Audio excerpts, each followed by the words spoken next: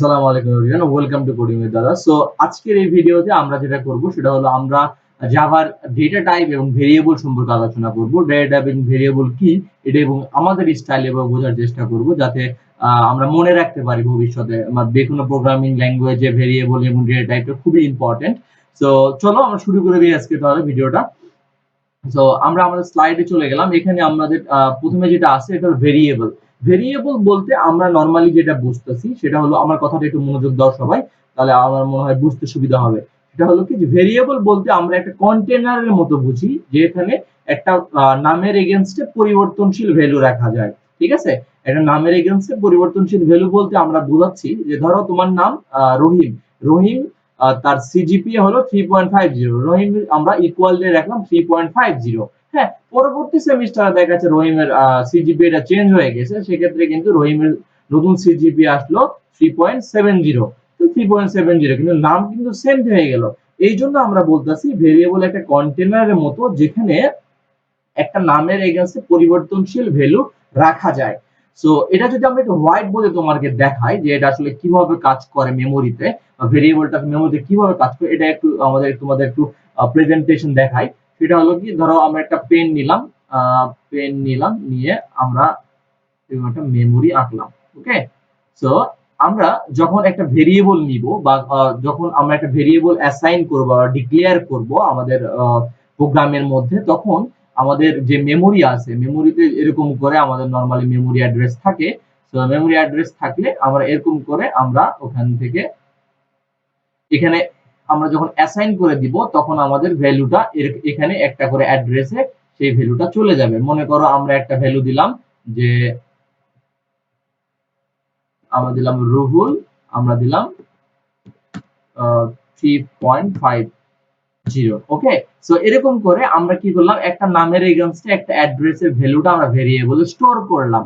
ওকে, so এরপরে যদি আমি পরের সেমিস্টার নাম্বার বেশি পাই, সেক্ষেত্রে কিন্তু 80 করলে আমরা কিন্তু এই নামের এগেইনস্টে আমরা আলাদা ভ্যালুটা এখানে স্টোর করতে পারলাম। ঠিক আছে, তো ভেরিয়েবলের কনসেপ্ট থেকে আমরা কি বুঝলাম, ভেরিয়েবল হলো যে একটা কন্টেনার মতো, যেখানে একটা নামের এগেইনস্টে পরিবর্তনশীল ভ্যালু স্টোর করে রাখা যায়।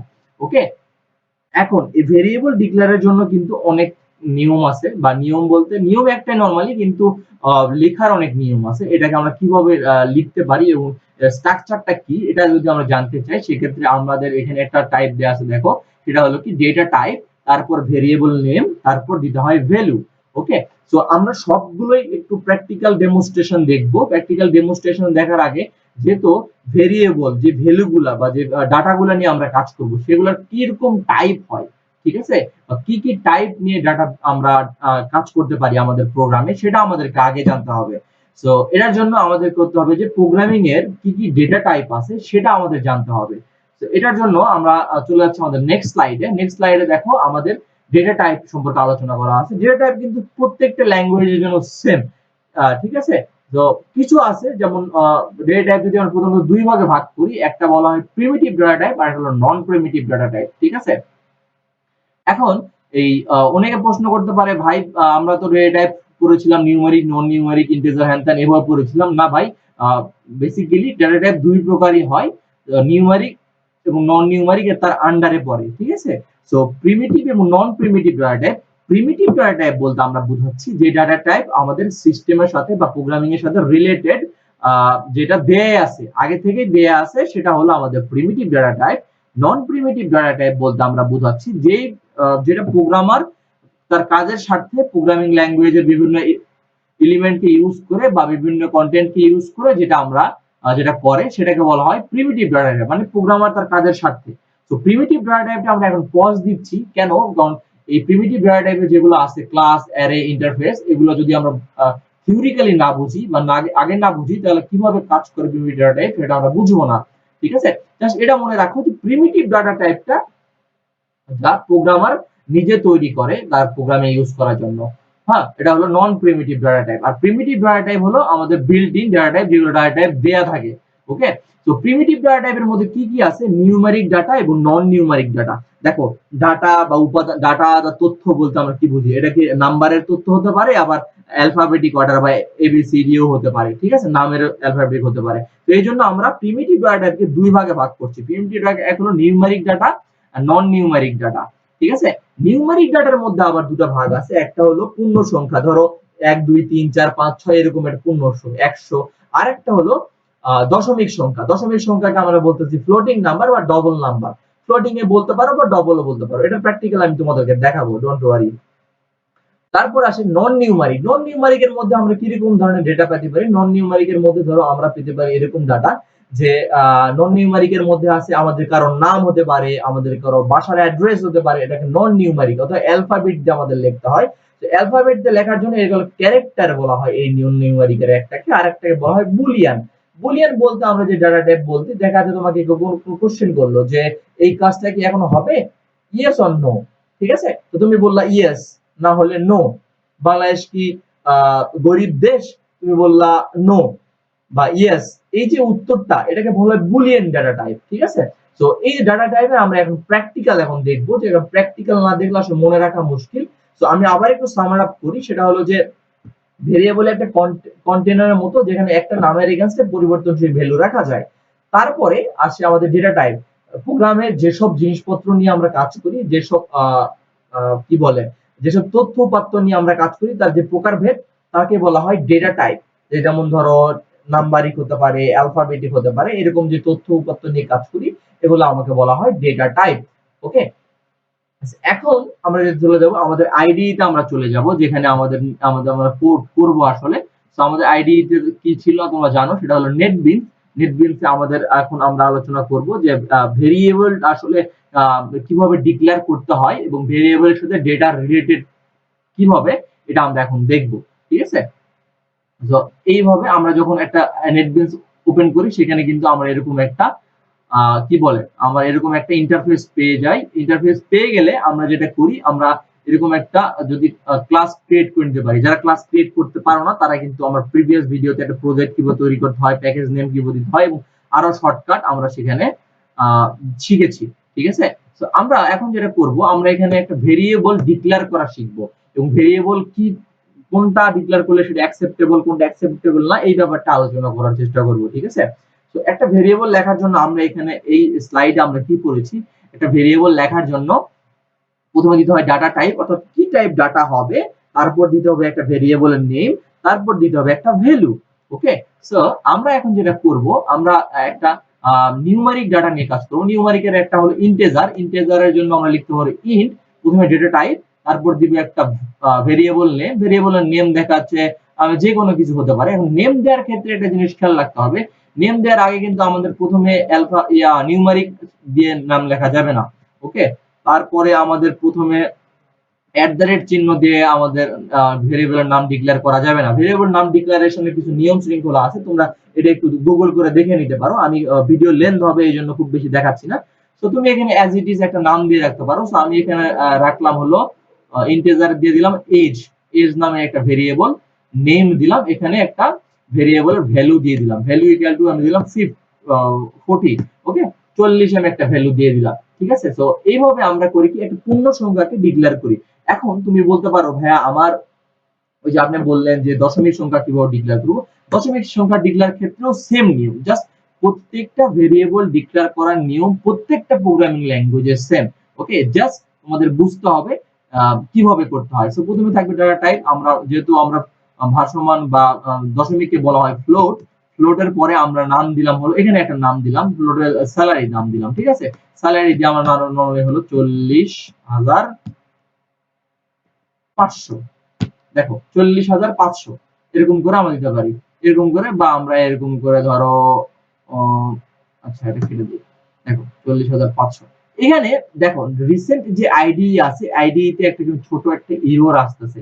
ওকে, সো এররটা কেন আসতেছে, এটা আমরা যদি এই যে এই কর্নারে ক্লিক করে দিই, তাহলে দেখতে কি বলতেছে, কাস্ট এত পয়েন্ট এত ফ্লোট।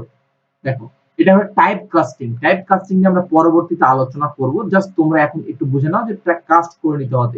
এখানে যে ইরোডটা আছে কর্নারে, সেই ইরোডটাতে আমরা সলভ করে এরকম কাস্ট করে দিলাম। তারপরে আমাদের আরেকটা যেটা ছিল ক্যারেক্টার। ক্যারেক্টারের জন্য আমাদের 4 লিখলে হচ্ছে, এই 4 কিওয়ার্ড লিখলে হচ্ছে।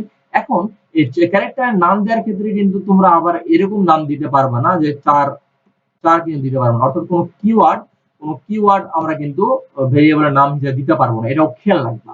ওকে, সো ক্যারেক্টারের নাম দিলাম হলো নেম। সো এখানে আমি ক্যারেক্টার সেক্ষেত্রে কিন্তু আমাদের অবশ্যই কোটেশনটা দিতে হয়, সো আমাদের অবশ্যই একটা স্ট্রিং এর কোটেশন আমরা দিয়ে দিলাম। এখন আরেকটা যেটা আমরা বললাম যে বুলিয়ান, আমরা বুলিয়ান একটা এক্সপ্রেশনের নাম শুনেছিলাম, বা বুলিয়ান একটা ডেটা টাইপের নাম শুনেছিলাম। তো বুলিয়ান লেখার জন্য আমাদের ডেটা টাইপ লিখতে হয় বুলিয়ান, এখানে কোনো শর্টকাট নাই। তো সেক্ষেত্রে আমরা বুলিয়ানের একটা ডেটা টাইপের নাম দিব, সেটা হলো নাম দিচ্ছি আমরা বুলিয়ানে হচ্ছে ধরো কি নাম দেয়া যায়, ধরো এ দিলাম, আমি এ দিয়ে দিলাম, এটার ভ্যালু করে দিলাম ট্রু। ওকে, এটার ভ্যালু করে দিলাম ট্রু।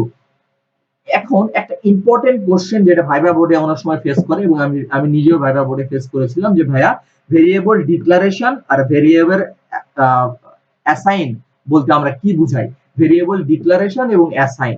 তো ভেরিয়েবল ডিক্লারেশন এবং অ্যাসাইন বলতে আমরা কি বুঝি, এটা যদি আমি কমেন্ট করে ওটা দেখাই, তো সেক্ষেত্রে আমরা বলতে পারি ভেরিয়েবল ডিক্লেয়ার মানে এটাকে বলে দেওয়া যে ভেরিয়েবল একটা নামে, ঠিক আছে। সেটা আমরা কিভাবে করব, ধরো একটা ভেরিয়েবল ডাটা টাইপ দিলাম, একটা নাম দিলাম, এটাকে বলা হয় ভেরিয়েবল ডিক্লারেশন। আমি কমেন্ট দিয়ে দিলাম